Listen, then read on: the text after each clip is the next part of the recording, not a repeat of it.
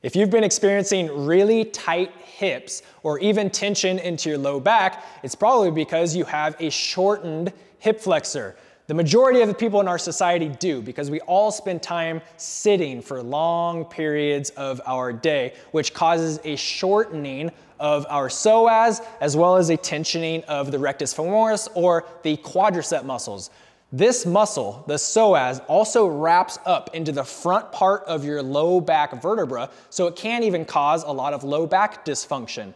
In this video, I'm going to show you how you can maximize a simple lunge psoas stretch with 4 unique variations to help you really get the most out of this type of stretch. So first, all I want you to do is go into a lunge position. So a kneeling lunge would be where one foot or one knee is on the ground and then the other foot comes out into a 90 degrees. So I have my ankle underneath my knee, my other knee underneath my hip. In this position, even just standing upright like this, a lot of people might already feel tension onto the front side of the body that's wanting to pull you forwards like this. So I would like to encourage you first to just make sure that your upper body is upright here, and then I want you to utilize breath because the psoas is intimately connected to the diaphragm. And so as you breathe in, it creates a downward pressure of the diaphragm, which puts more elasticity into the psoas. But then as you exhale,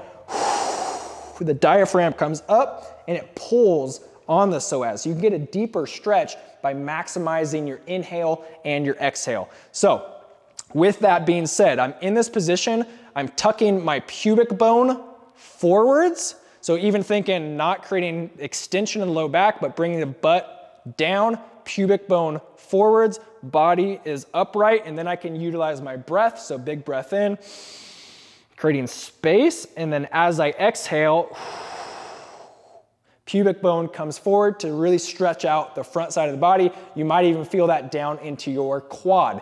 If this is really uncomfortable for you, you can grab a pillow or 2 or 3 to put it underneath your knee.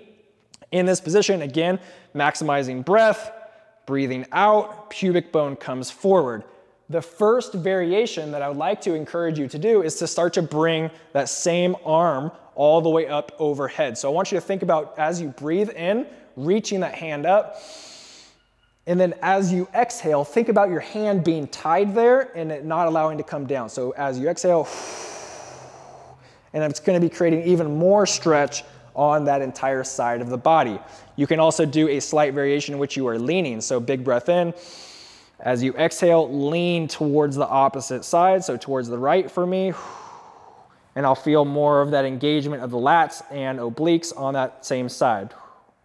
In this position, another variation you do is utilize your knee. And so this will get more of the rectus femoris or the quad muscle. So arms all the way up, big breath in. And then I'm going to push my knee forwards towards me, which engages the quad and then allows me to get even more of a stretch in here because I'm utilizing those muscle groups. Another variation would be to push your foot down into the ground, which will again engage extension of the knee. So it engages your quadricep muscle, which gets even more into that stretch.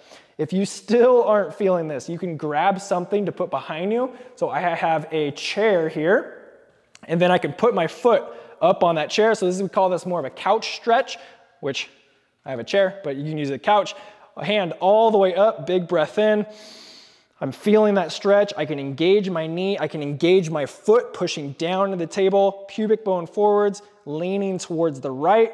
And there I'm utilizing all of those different variations to really maximize how I am stretching into this part of my body. So I highly encourage you to do this. Do it on both sides to create balance in your body. But as you become more elastic in the front side of your body, you're going to be creating space on the front side, which will then in turn create a less tensioning on the back side of your body. So we always want to have an equilibrium of compression and tension in the body to create an ideal tension state so that we can get more out of life. I highly encourage you to do this. If you have any questions or comments, please let me know below. Again, my name is Dr. Jordan Fairley here at the Source Chiropractic, and we are here to continue to help you empower your health.